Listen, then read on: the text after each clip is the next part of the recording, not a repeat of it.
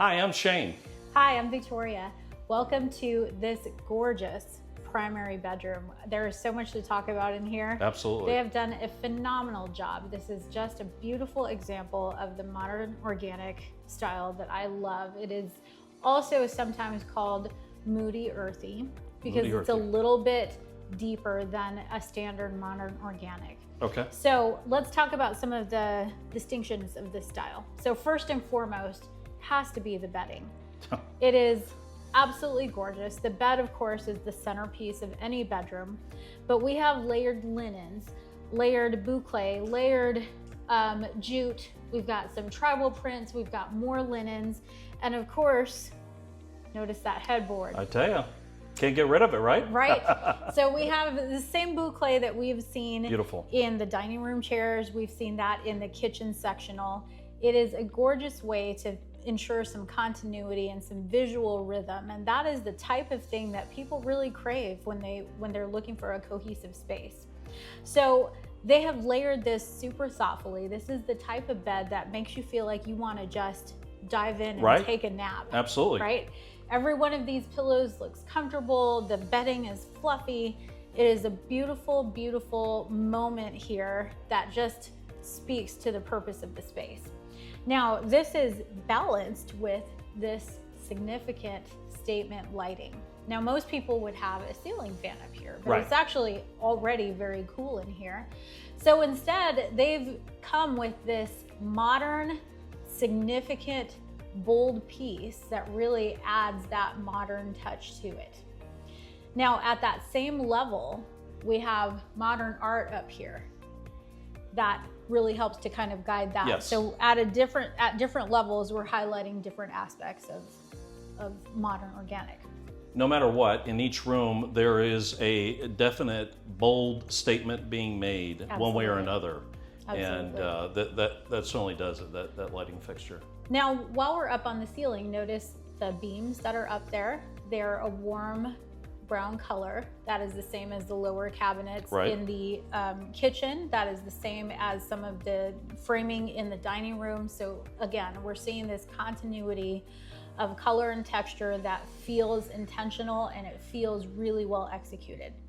Now, one of the things to notice as well are the intentional symmetry versus asymmetry balance, right? So we have two matching nightstands, two matching lamps, but the accompanying decor pieces are not the same. Right, yep, absolutely. Now, even though they're not the same, they don't feel disjointed. And the main reason for that is that they are visually balanced in scale and size. Ah, okay. So even though, let's say this piece of petrified wood is not the same as that picture frame over there, they still have the same visual weight, so it makes it work. So that's how you can make sure, if you decide you don't want everything the same on your nightstands, for instance, as long as it's about the same size. Right, and it doesn't have to be matchy-matchy. It doesn't need to be the same. It just needs to balance. Okay. So if you imagine two pieces on a seesaw, right, a visual seesaw, that should balance out. Okay, okay. So the other thing to notice is we have some fairly traditional wallpaper here. This combed plaid, that is something that people like Tommy Hilfiger and Calvin Klein, they have been doing for years in their home lines. We've seen plaid for many, many years, and for centuries before that, as a matter of fact. So this is a very traditional print, but the combed aspect of it makes it more modern. But then we've also juxtaposed this overtly modern art over top of it. And then we have all of these other modern details in here that really make it feel like a new take on a traditional piece. So what I'm gathering from this room is, as you're talking about the plaid, none of those lines are just straight, none of them. They've got some sort of movement to them, and I think that's what we are continually seeing throughout the house, that there aren't, even though we're talking about modern, we're not necessarily seeing all just straight lines and sharp edges and stuff like that. There's a lot of just give and take, I would say. Yes. A lot of flexibility. Yeah, it's a very soft approach. Now, speaking of that, we've got another tight color palette here. We've got essentially beige, olive green, and black. Okay. And that is a similar color palette to what we were seeing in the dining room and in the living room. So again, that continuity of color palette really makes it feel cohesive, it makes it feel intentional, and those two aspects really put one's mind at rest when it comes to enjoying a space. We will also see those colors represented in the art. So you've got some art behind you, Shane. Okay. That is a little bit more of a natural art. We've got some black and white pieces over here, some black and white pieces up here.